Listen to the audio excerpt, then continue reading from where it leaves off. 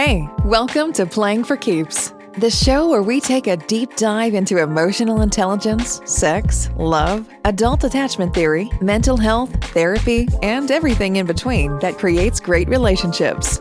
Your host, DJ, is a certified life coach and emotional intelligence practitioner.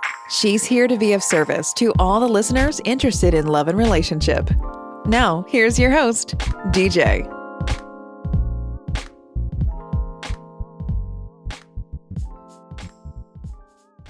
Hey everybody, it's your girl DJ with Plan for Keeps podcast, and today we have Memory, your friend from abroad. She is a healthcare professional, a Stoic Relationship Strategist, self-healer's co-parent, and author.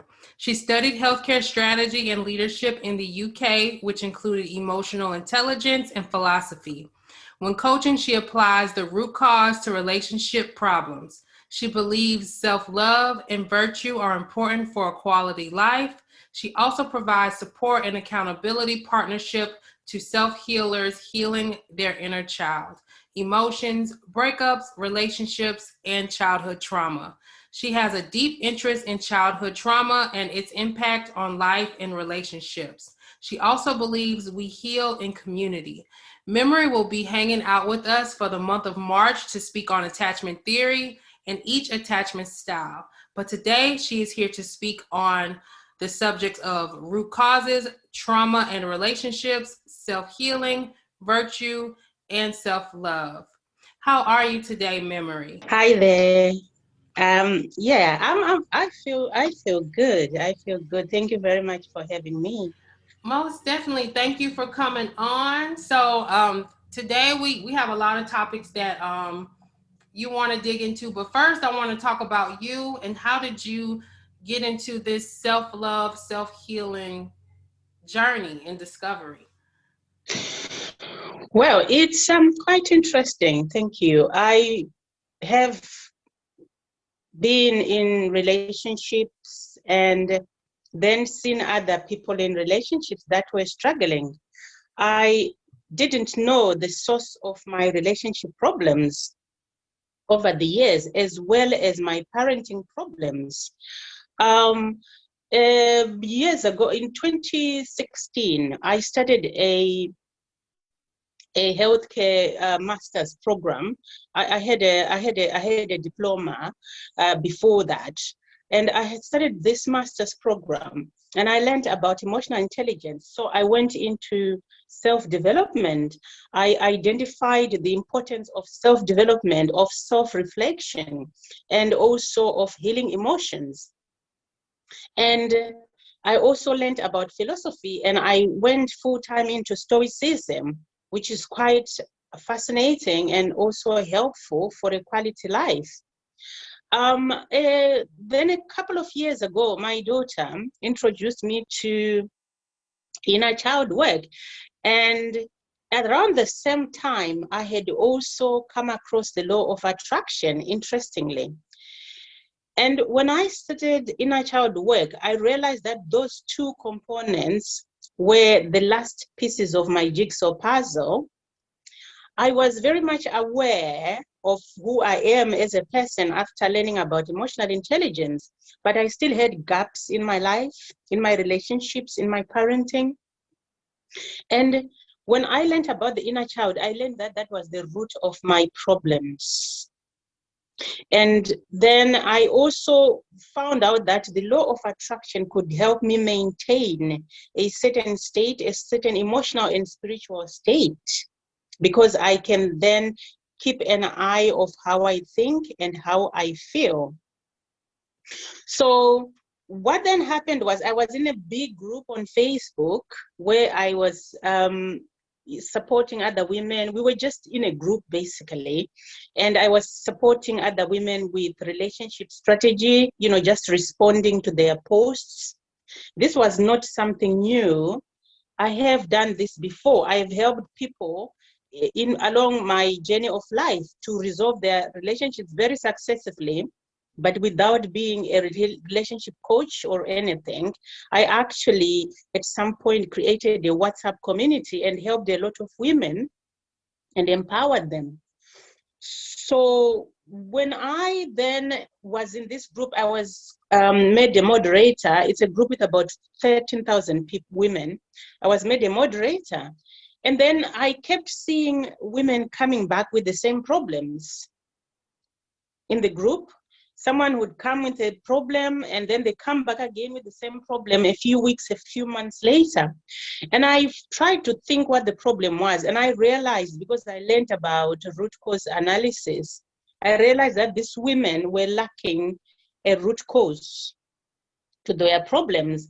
Although the coaches were giving them information to treat symptoms, the actual roots were not being pulled out. So they were stuck in their rut because the roots kept sprouting new growths. So what did I do? I formed a group on Facebook called Friends Abroad Relationship School. And in that group, I introduced the root cause of our relationship problems, which is childhood trauma and conditioning, because we do relationships according to how we are brought up. And then I realized that unless you love yourself, you cannot do relationship in a healthy way. And self-love also includes the inner child. You need to love the child in you to protect that child in you in order to say, I love myself. You need to address the emotional component of well-being. And then I realized that to heal the inner child, you need emotional intelligence to heal your emotions. Right. Because emotional intelligence has got 5 components. Self-awareness, know yourself.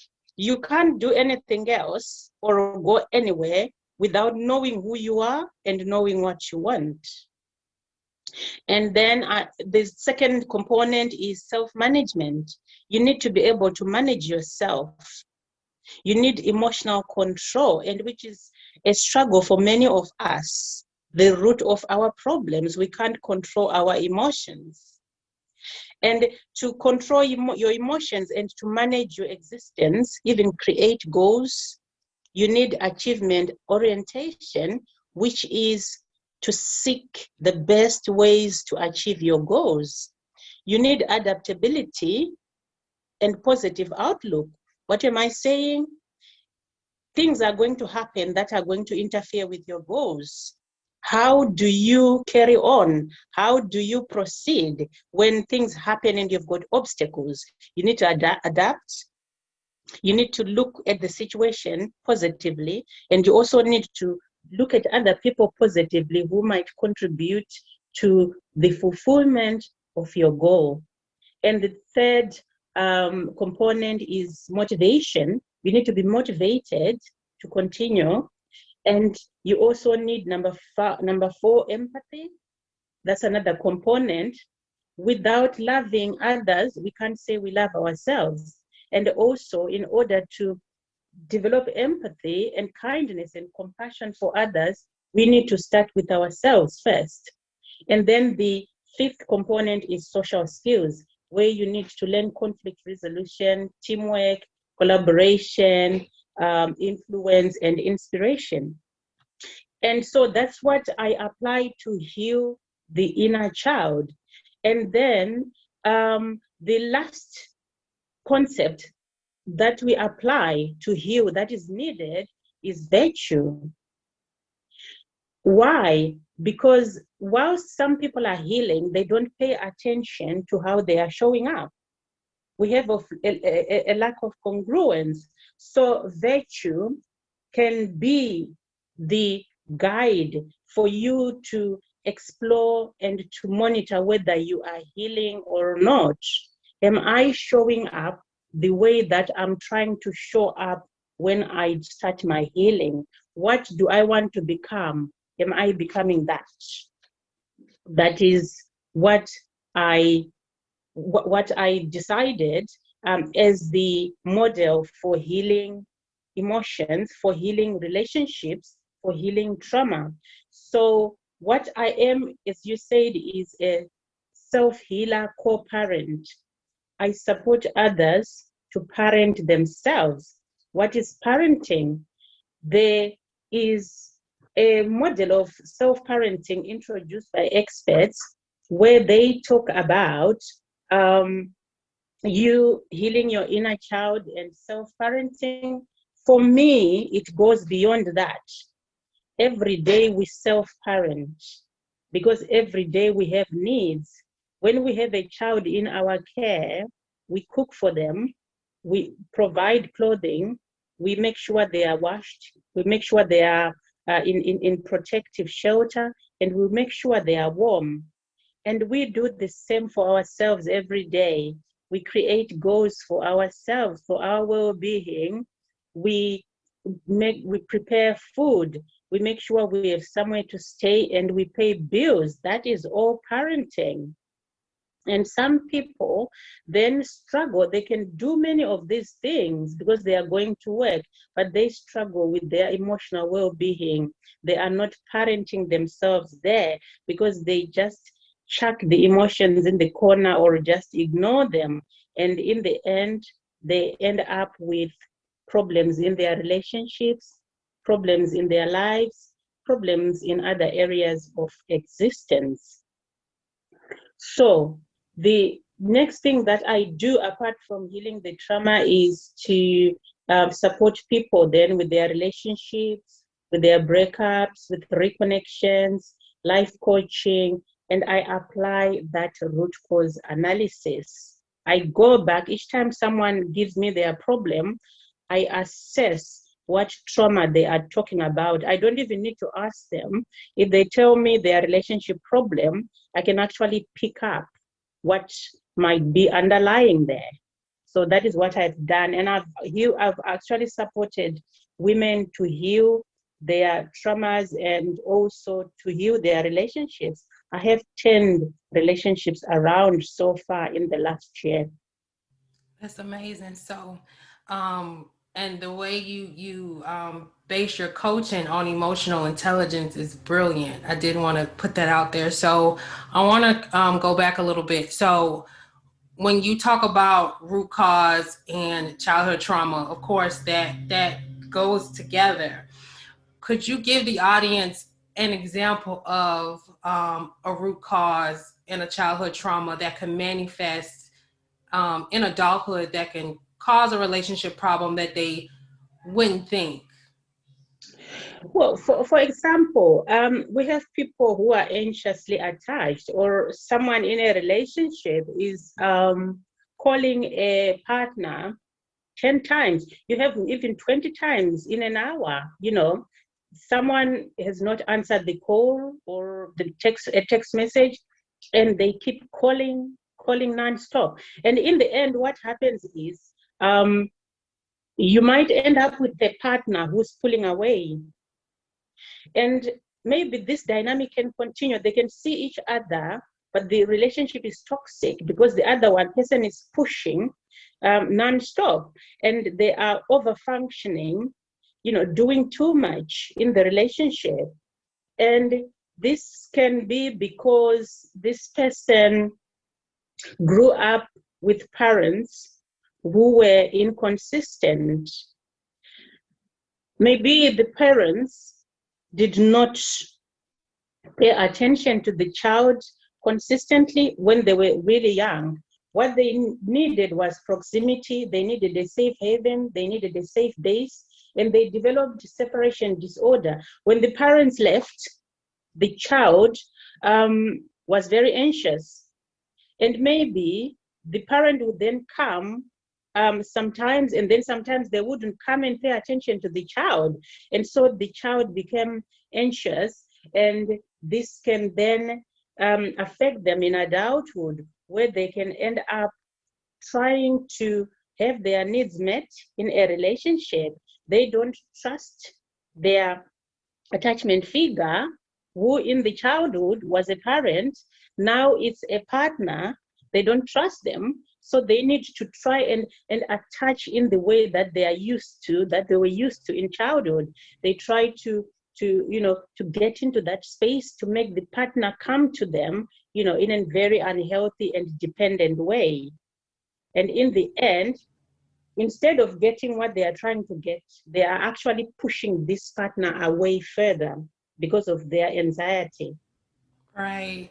I know, I was telling my friend last week, I was talking to her about a situation she was going through, and we were talking about self-sabotage. And I remember thinking, no, there's no such thing as self-sabotage. We tend to do things to try to get the person to, basically kind of in a way manipulation, but we don't know that we're actually manipulating because it's all subconscious. Like, I can give an example of what I used to do. I would be in a relationship with somebody, and then maybe they do something I don't like, and I would pull away and ignore them, really trying to get them to run to me, you know what I'm saying, chase me. And for most of the time, it would push the person away because I just was inconsistent. But in reality, I really just wanted that person to come closer. And I didn't know that was, or I would say things to try to see what the person would do, like I was testing them. And in reality, I didn't know what I was doing, but I really was, quote unquote, self-sabotaging the relationship. And I really was just trying to see, if this person was, I would not say that trying to see if this person was for me, but really was trying to pull the person closer. But in reality, it wasn't doing that at all. So I just wanted to see if you had a good example of what, basically something that happens in your childhood, and how it can manifest in adulthood and ruin a relationship. I know for me, like I was telling you when we first talked, codependency is a problem that I have due to my childhood, and seeing the different things and the dynamics in my childhood, and then going out into the world and, being there for people and not putting myself first, but being resentful. And that also came from childhood, me thinking that I'm just a nice person, but no, it stemmed from somewhere. So That's right. That's right. Yeah. Yeah. So trauma and relationships, it's so unfortunate how that goes hand in hand in a lot of different relationship dynamics. Can you dig a little bit into that, and what comes to your mind when you said you wanted to talk about trauma and relationships? Well, basically, what happens is how we were brought up impacts how we do relationships. Why is that? It goes back to attachment, the attachment that I was talking about, which was introduced by a man called Bowlby. So what happens is that when we talk about attachment, we are talking about a lasting psychological connection between humans. And this attachment is established in childhood, and it influences later life development and behavior.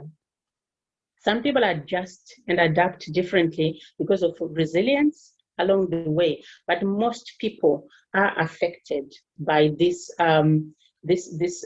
tie, this emotional tie with a particular individual, especially a mother, although it can be another person that the child grew up with. Interestingly enough, even when a child did not grow up with their parent, or maybe they were adopted, that can also sometimes show up in some part of their life when they can struggle with abandonment trauma. I have spoken to some people who were in such a situation. They were adopted, and they struggled with abandonment trauma because of that.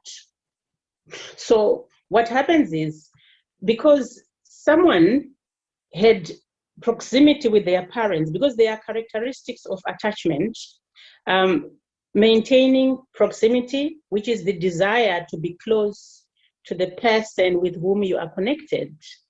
Like a child, when a child wants to be close to mommy when they are young, that's maintaining proximity. And then number two, a safe haven. A child wants to return to the attachment figure for comfort and for safety in the face of fear or a threat. A child goes there and sees something scary, they run, mommy, mommy, and then they hide, behind mommy or on mommy's lap.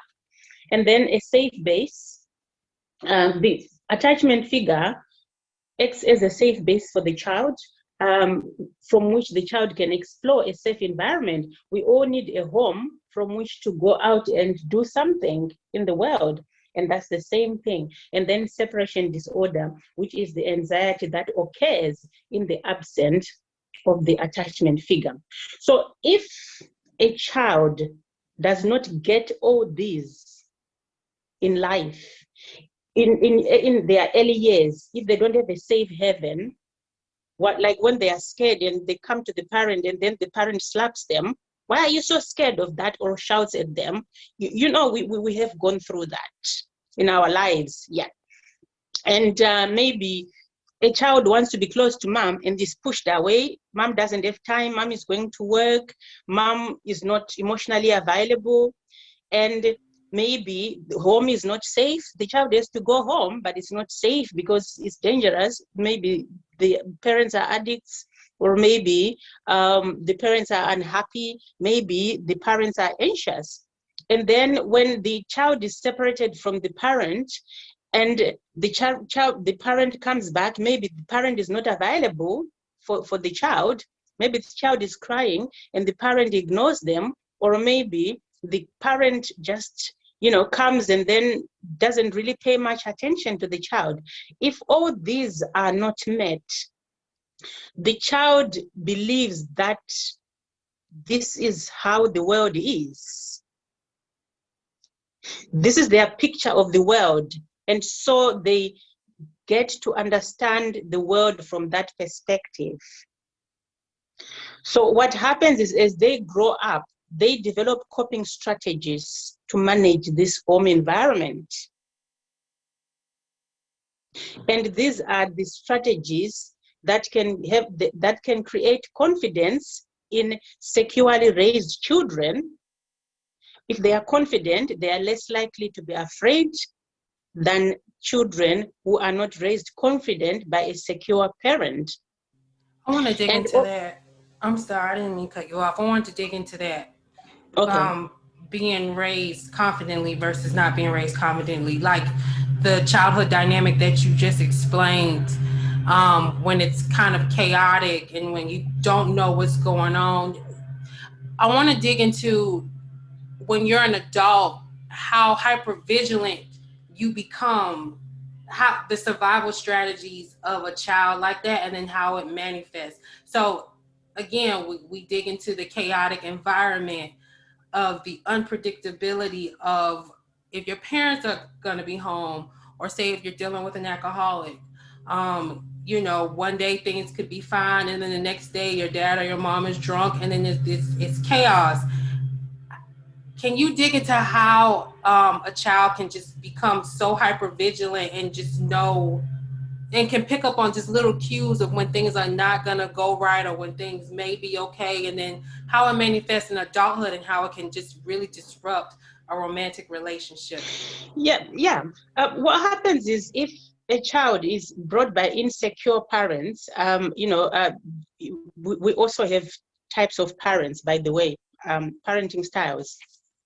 If they are brought up by insecure parents, like I said, they learn to develop strategies to cope with that situation. They can, like you say, become hypervigilant. They might also withdraw so that they hide from the situation, or they might, they might have a bit of both, especially if it's a severe or adverse childhood trauma, severe childhood trauma.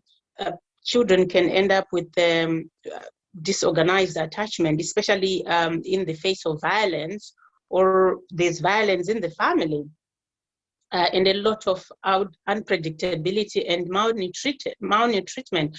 So they don't trust the attachment figures. They lack confidence, and also these are the expectations that they then form and take into their adult life. It's like they are looking at a picture in their home, and then thinking, okay, how do I adjust and adapt to this picture? And then they develop their behaviors around mom and dad, so that they can survive. These are survival strategies. And unfortunately, it can be difficult to let those strategies go. So they are growing up and the strategies are growing up with them. And then they get into adulthood with those strategies of a disorganized attachment. And if you want to talk about disorganized attachment, I think that's the most difficult of them all, the disorganized attachment style. Why? Because these people will be angry and they are not able to assess situations which are threatening. They are very, very stressed, and they try to search for safety and well-being. That's what they need. But they find that they develop conflicting, inconsistent, and often frustrating behaviors in this type of attachment. And that's how they will behave in their relationships, because they have got a distorted self-image and low self-esteem.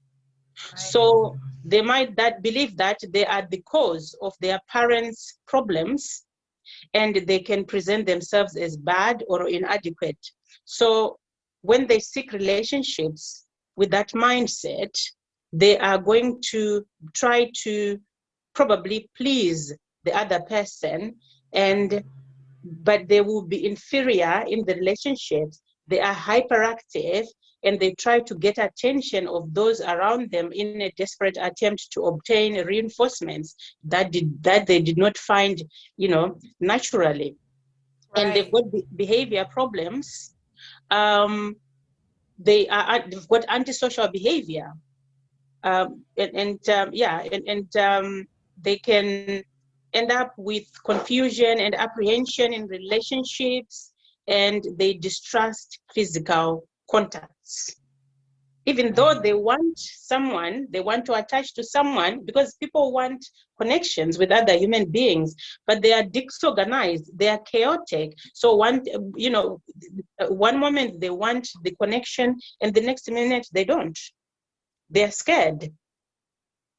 And the other thing that presents with the other behavior, they can have nervous system disorders, and they can show immobilization, and they can show some behaviors where they are not very calm or relaxed. They can have some what you call them, adaptation behaviors. Like maybe they will be just you can find someone who's always rubbing their hands, or repetitive behavior patterns that they can apply. And also they can have problems with attention and concentration, as well as fear, anxiety, and post-traumatic stress of living in that kind of context. Got you. Okay. Thank you for that breakdown. I want to dig a little bit into, like, when you were talking about how a person, if they're confidently raised, how would that person be in an upbringing such as that? Okay, you are talking about a person who's got secure attachment. Right. You just give a short snippet, kind of like what you did for a fearful avoidant, because we're going to dig further into that later on in the month. Okay, the secure attachment, these people lack serious interpersonal problems, basically. And they show confidence in others. They enjoy a balance between emotional needs and personal autonomy. And they were brought up by a receptive attachment figure who was sensitive to their needs, and they used this attachment figure as a safe base to explore their environment. And when they sought the comfort of the attachment figure at the time of separation, they were calmed down, and they managed to calm down, and they showed some pleasure and were able to resume their exploratory activities. So they went back to play because they were happy mommy was home. So they can separate from parents and they can seek parental comfort when frightened. They can be happy when parents get back home. They prefer parents to strangers.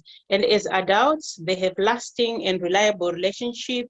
They tend to have a good self-esteem. They get comfortable sharing feelings with partners and friends. They seek social support. And if a relationship ends with someone who's secure, they'll respect the decision of the other person. They will not be chasing this person to have their needs met. That's what a secure person does. And this is the difference with other attachment styles. Got you. So how does one get to more of a secure place? So for me, I'm gonna be honest, I believe when you have an attachment style, it's just all about just improving your attachment style and being more secure. How does one get to that place where they're still like, they're themselves, but at the same time they have more of they're a more secure place within themselves, if you understand what I'm Yes, saying. thank you. To become secure, some people who can afford therapy can go for therapy or counseling and have their childhood needs addressed. Then we have a lot of people these days who are self-healing, like what I do with other people, because therapy is expensive. Not everyone can afford therapy, and this is why people like me have come out and stepped into this role of trying to help people self-heal. And what I do is I apply emotional intelligence. And the thing about emotional intelligence is it doesn't really matter mainly what attachment style it is. Everyone needs emotional intelligence, and everyone can apply emotional intelligence. And I will tell you how I do it. And then you need self-love. You need to love yourself. And you also need virtue. Like I said, you need to apply. I apply the Stoic concepts. They work very well with attachment styles because you've got what they call the dichotomy of control. And this dichotomy of control can change your life completely in any area. The dichotomy of control states that there are things within your control and there are things outside your control. Things within your control, as you know, are yourself, but not all of yourself, because there's parts of you also that you can't control, like your physiology. Your body physiology, you can't control that. You can't control what's happening in your body. So what we need to do is we need to practice internal locus of control.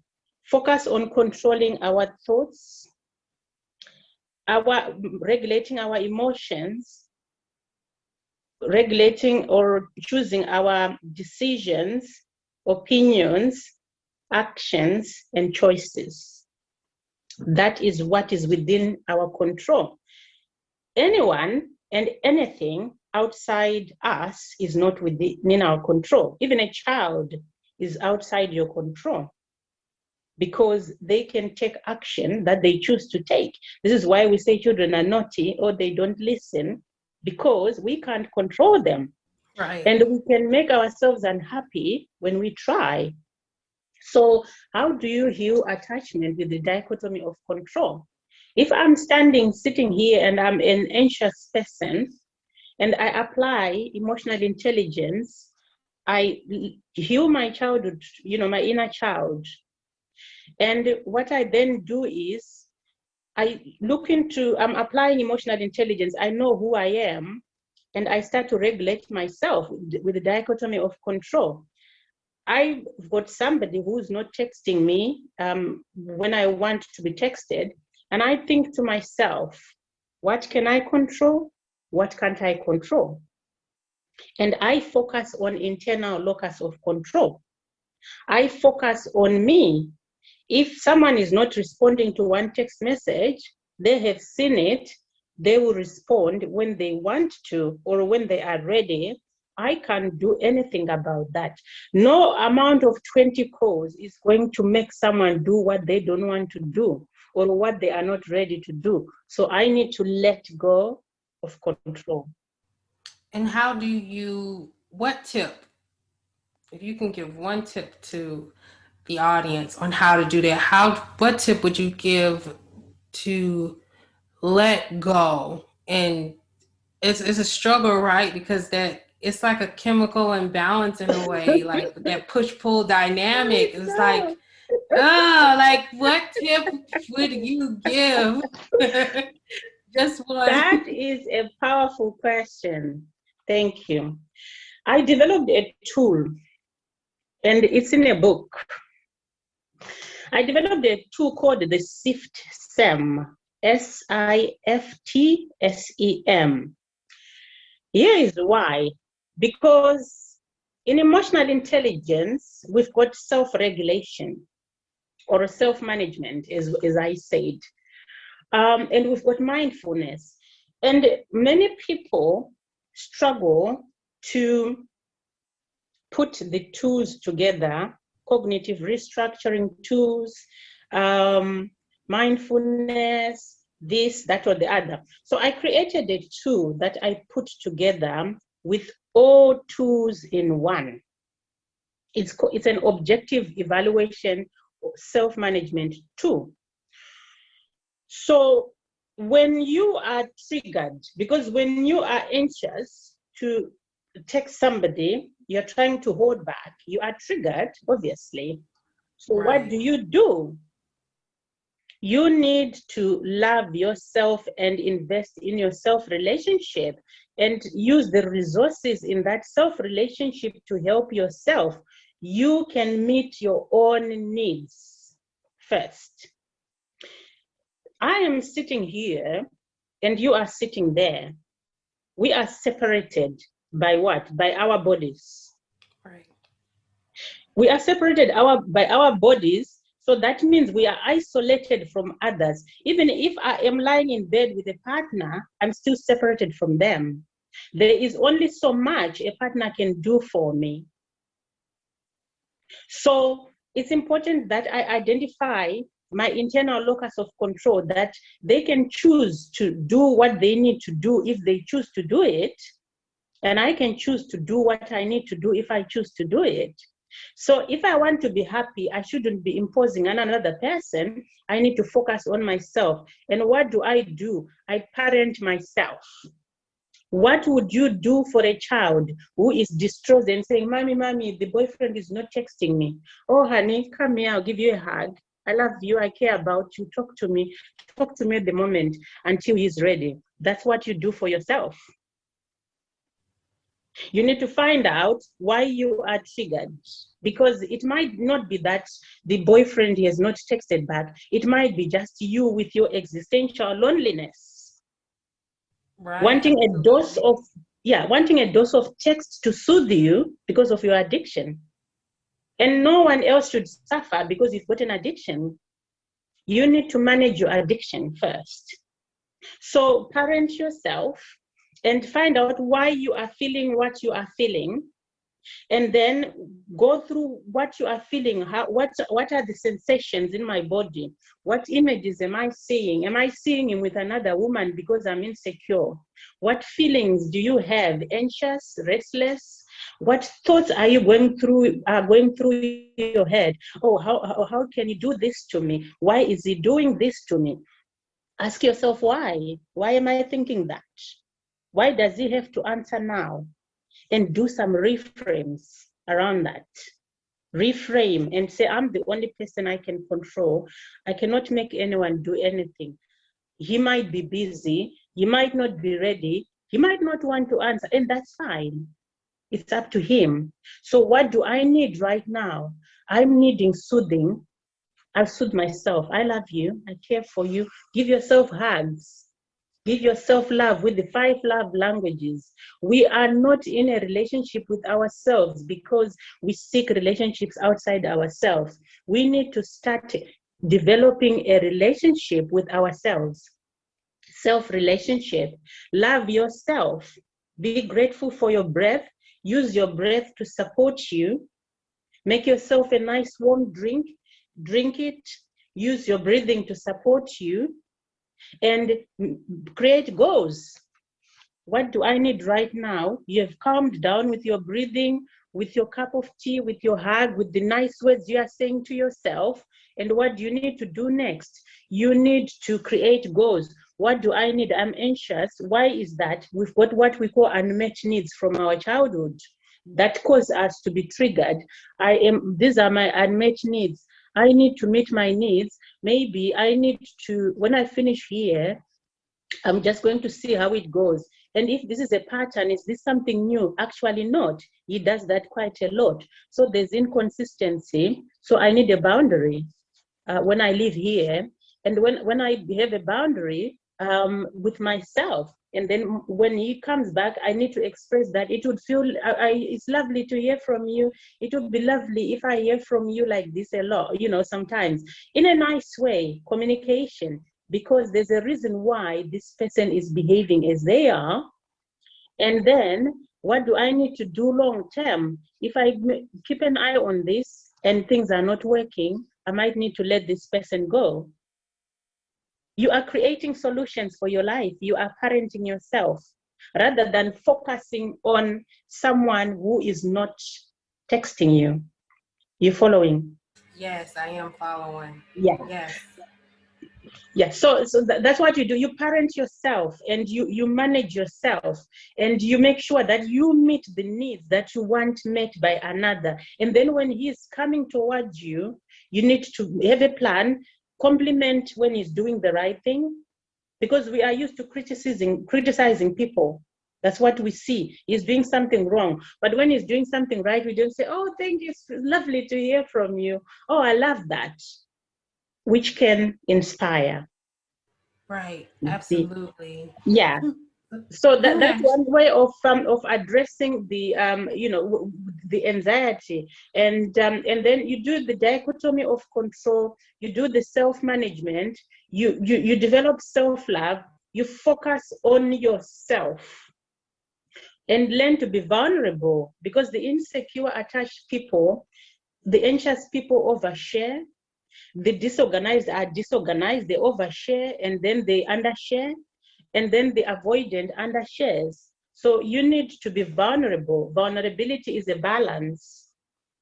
Some people think that when they are sharing too much of themselves, they are vulnerable. No, that's not vulnerability.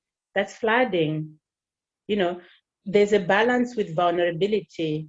You don't flood the other person, and you are also ready to receive their no, their yes, or their maybe. And then you monitor your behavior. The best way to heal attachment is to have a co-parent or accountability. You are monitoring, you are doing all these things. You're trying to heal yourself, to heal your emotions and self-parenting. And you are also getting accountability from someone who is saying, how are you doing? What did you do? Could it be better if you did it like this? Someone just to say, oh, you're doing very well, and something like that. Got you. Okay.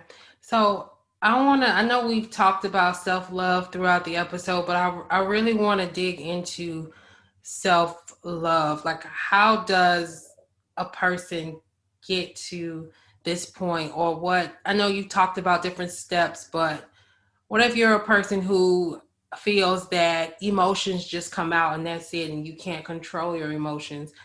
How do you help a person like that discover that they can love themselves, and self-love will benefit you in all areas of your life? Because when you self-regulate, which is part of self-love, it will benefit you because you are not at war with yourself and you are not at war with others, because you are not seeking validation externally. You are seeking validation within. This is what self-love is about.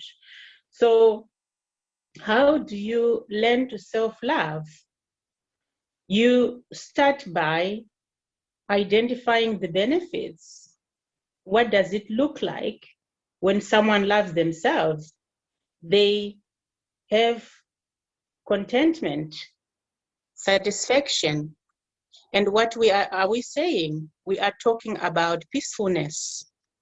You don't have too much chaos in your life. It's not like things will not happen, but you have learned to have and to create tools to manage uncertainty, to manage triggers.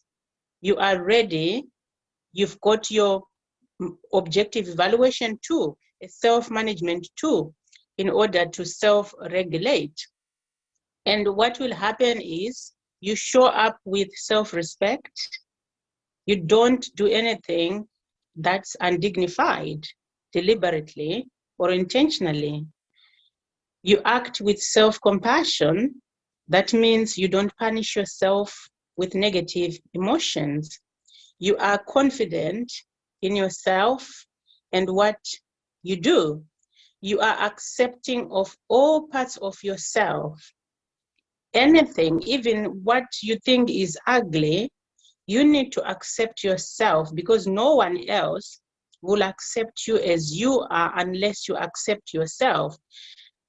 Accept what you can change and change what you can, like your emotional well-being. You can work on that and let go of anything that you cannot change. I cannot change, that I've got my 5 fingers. So I've got to accept that, even if I don't like it. So that's an example of things that we need to accept. It's like when you think about the serenity prayer, it's very good for that, for self-acceptance. I love it. Can you recite it, please, on the Oh, episode? I don't think I. Oh, Lord. I'm going to pull it up right now. I'm going to pull it up. I have right here. God grant me the serenity to accept the things I cannot change, courage to change things I can, and wisdom to know the difference. I love that. Okay, I actually had it pulled up. I was reading Codependent No More this morning, and was on that exact page. So I had to let's squeeze that in there. Okay. I love it. Living one day at a time, enjoying one moment at a time, accepting hardships as a pathway to peace, So yeah. Absolutely. Okay. And let me ask you this. What would you say is the hardest lesson you've had to learn while in relationships? And then how do you apply that in your relationships today? I think I was more of a very disorganized, chaotic attachment, and very pushy, very, and I learned that if you let go and trust the process, allow the other person, and let go of attaching to outcomes, things will happen as they should. Sometimes a relationship is not for you. Sometimes the relationship is not for you. I mean, that particular relationship, that particular person is not the person for you. So what you need to learn to do is to look for a situation, not a person. So by that, I mean to say, until you find someone with whom you can create a healthy relationship where you are content, keep looking. Okay. Right. Now let me ask you this. What projects do you have going on? Where can the audience find you? All of that good stuff. Well, we are on Facebook, Friends Abroad Relationship School for Women on a Mission. And there is also a small gathering of men, which is called Men on Board. journey to authenticity, I share resources in there also. And I also have toolkits on Amazon, about 9 of them. I've written the toolkit to heal the inner child and connect with yourself by author VZM. I've got a toolkit called 3 Levels of Love. And that's very interesting because that can also help you to heal when you have attachment problems. Instead of going to the other person, you can love yourself on the first level. And then on the second level, you can seek your immediate circle to support you. And then on the third level, you can do something for the greater good rather than focus on one person. I've got a toolkit called to everyone. God, it's about everyone. Let me find the name. The other one, whilst I'm looking for that, it's called To Everyone with Love. Yeah. So it's a message to everyone who crosses my path. So it's a book about you'll be fascinated to hear this. It's a book that you can buy for anyone. So it's got you talking to yourself. And then it's got you talking to your partner, to your ex, about your healing and your aspirations and what you are going to do in the future. And then it's, oh wow. Yes. And then it's got you talking to meeting a partner online or in person. And then it's got you talking to your partner, telling your partner what you want. And then it's got your partner talking to you. It's now wife to husband, and then husband to wife. And then it's got you, and you is anybody. It's not a woman or a man. It's the same, it's just you.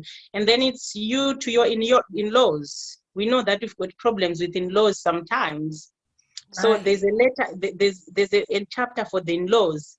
And then you to your own family and how they shouldn't interfere with your life, with your relationships, and also how you are going to create boundaries if they don't respect you.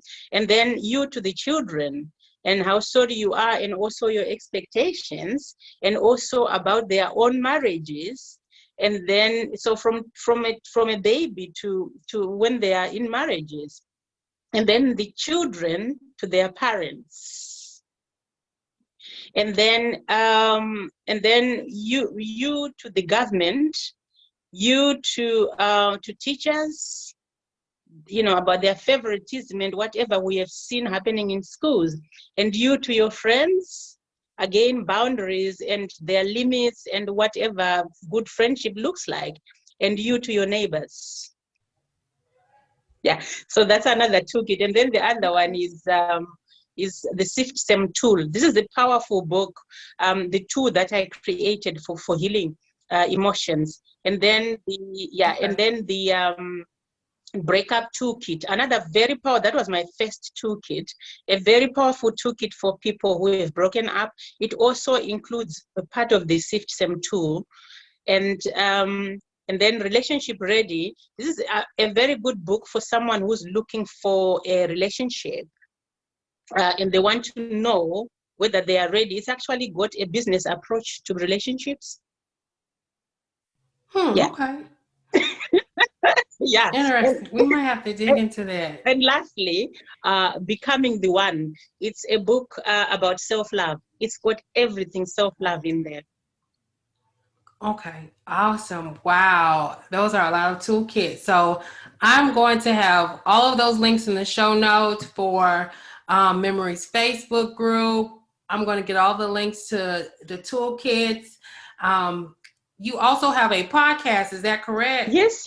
Oh, sorry, on Anchor. Yeah, I've got this podcast on Anchor, and I've got a new YouTube. I'm not very active there, but I do have a YouTube.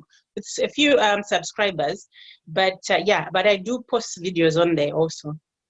Okay, awesome. So I'm gonna have that link as well. Okay. We are going to have Memory throughout the month of March. She's going to dig into the attachment styles and attachment theory in general. I want to thank you for coming on today, Memory, and I want to thank all of the listeners for tuning in. And until next time. Thank you for tuning in to today's show. If you like this podcast, please download and subscribe. If there's anything you would like to talk about in regards to relationships, or would like to be a guest on the show to speak on relationships or get advice, you can always connect via social media at Playing for Keeps or email DJ at info@p4kdating.com. Thank you for tuning in, and bye for now.